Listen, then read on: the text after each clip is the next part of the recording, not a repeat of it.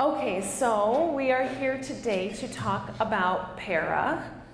I know you've been anxiously awaiting the news. We hope it's good. So, for those of you that aren't sure or didn't remember, PERA is the Performance Evaluation Reform Act. It officially starts in Arlington Heights next school year, and the law tells us that a significant factor of teacher evaluation has to be related to student growth. And then it goes on to define significant factor as at least 30%. So our committee decided that 30% is what they were asking for and 30% is what we were going to give them. Each district by law was required to form a joint committee. Our joint committee is equal representation of administrators and teachers. Yvette is one of our teacher representatives. Lucky to have her in-house to help you with any questions that you may have. Our joint committee has been together for about 2 years now. And basically this committee has pored over the law, has looked and worked and read through many different options that we could have taken in order to make PERA work best for us in Arlington Heights. So the committee's been hard at work trying to do what's best for everybody here and for our teachers, of course. So there were 2 paths that we could take in determining how we were going to use student growth as part of our evaluation. One path is the building all-in model, and another path I'm going to talk about at the end because we decided not to go that route. So the building all-in model means that we are going to take 2 assessments measured from spring to spring. So the committee decided to use MAP Spring Reading and MAP Spring Math, and take all of the students' scores, put them all together as a building, and determine if the building made expected growth or not. So everybody's being measured against the same piece of information instead of individually or by classroom. So how does this all come together, and what does it actually look like? So if you think of your summative evaluation as 100%, that is what we're used to as being all Danielson. Now it's being broken down. 70% is your professional practice. That's still Danielson, what you're used to. 30% will then become the student growth piece. And of that 30%, 15% will be MAP reading and 15% will be MAP math. So really, how does this affect your evaluation? What does it look like?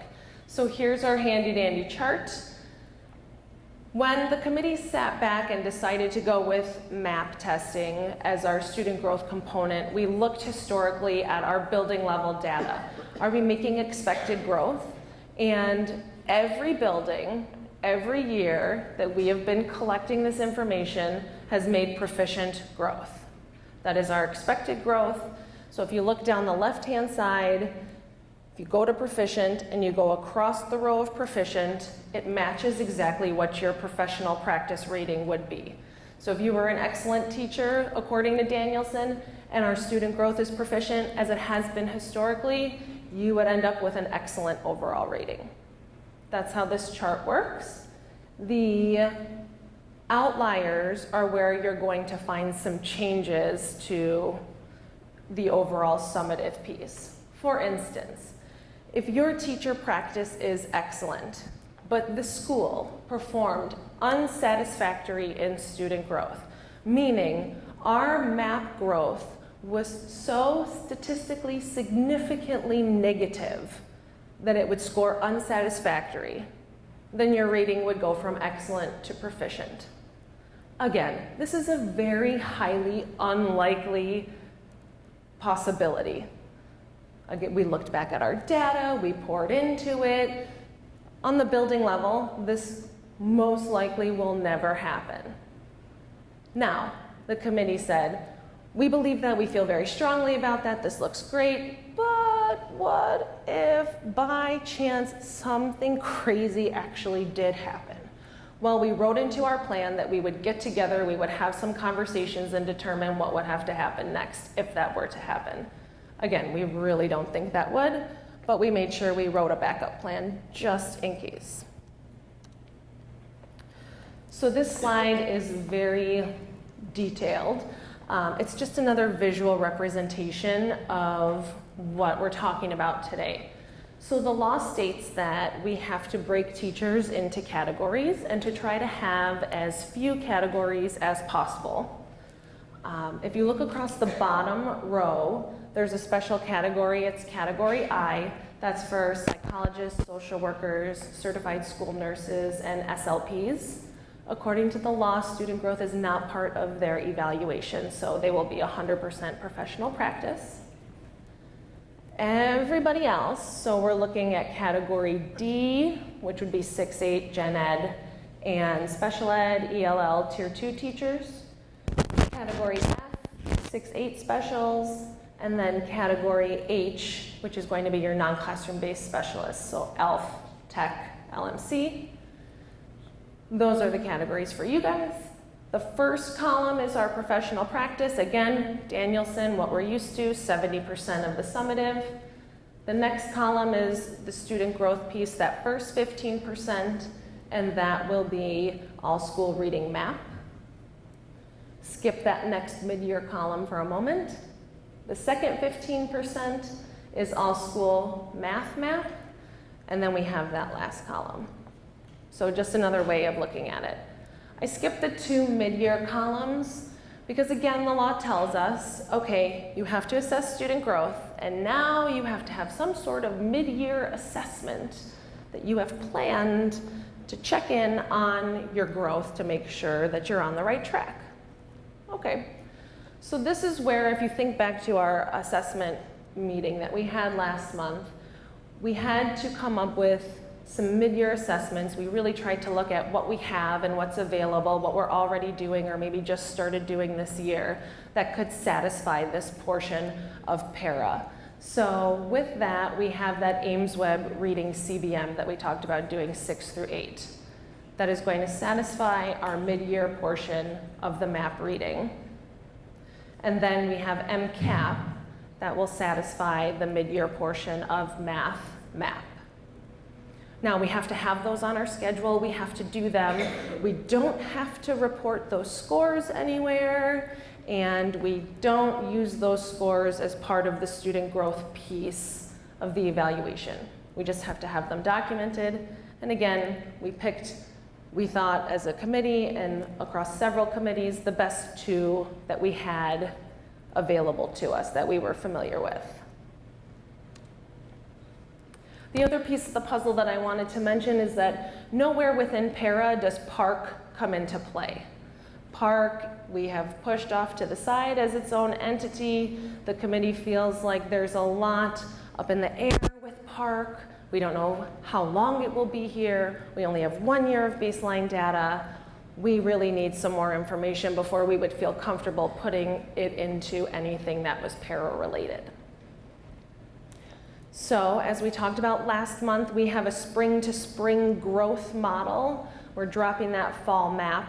So PERA committee decided that we would also do spring to spring growth for this piece. And the way this works is we're going to have to use the data from the previous year in order to evaluate for the following year. For instance, in the spring of 2018, so not next spring, but the following, you will go into the school year knowing what your student growth piece is, because we'll measure spring to spring, and then the spring of this year to spring of next year, and then you'll have it for the following year. So we use a year behind data. This is something that the principals have been using as part of their evaluation for at least the past 4 years now. They're using data from the previous year.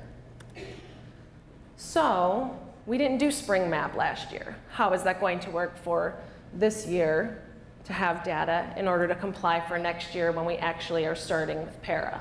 So we took fall map this year. We're taking spring map this year. We're going to measure growth from fall to spring.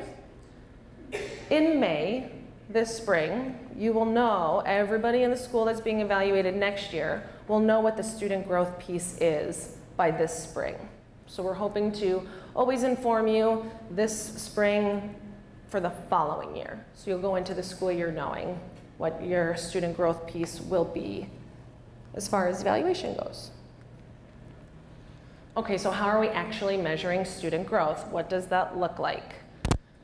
So when you give fall map, when we gave it this year, you noticed on the reports that it gave a growth projection for our students.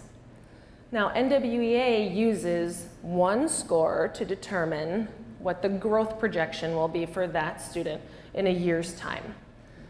But the committee felt like that really wasn't enough information for us. Our students are all different. That's based on national norms. There's a lot of pieces that we're a little bit uncomfortable with using that one piece of data.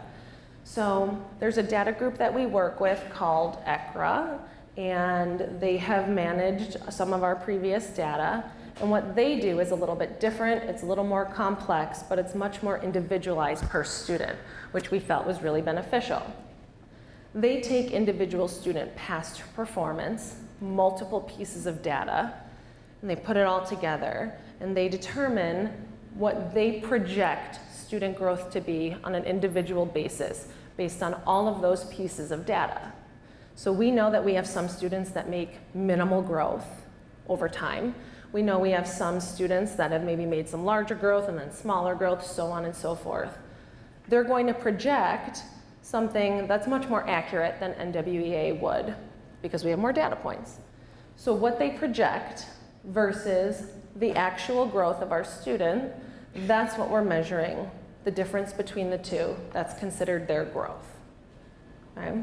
Then we take all of those individual pieces, put them together at the building level to determine if we made expected growth or not. And again, as a reminder, we have made expected growth at least over the past 5 years, looking back at the data. So at the very beginning, I said we could have taken two paths. We could have done this building all-in model as a committee, or we could have gone this other way. The other way is student learning objectives, or SLOs, as they're called. And what that would entail is sitting down, writing a goal for our students, then coming up with assessments to assess the goal, trying to determine what we would project as expected student growth, giving those assessments, and then determining, based on how they did, if they met their expected growth or not. Sounds very complicated, because it is. So, as the committee sat back and looked at some examples of other districts that have gone this SLO route, because as PERA was rolled out, some other districts had to start it a year or two earlier, they were stopping curriculum, writing assessments, trying to figure out how they were going to determine what expected growth looked like. What if you expect your students to make X amount of growth and they make minimal growth? How much is that going to really affect your evaluation? So in looking through all these examples, talking to other districts, it did not seem like the right time for us to make that decision as a committee. So we decided that we would stick with this building all-in model. It made more sense to us. MAP is reliable. We are consistently growing. We want professional practice to really be the most important piece of the evaluation as much as possible. So we skipped SLO for now.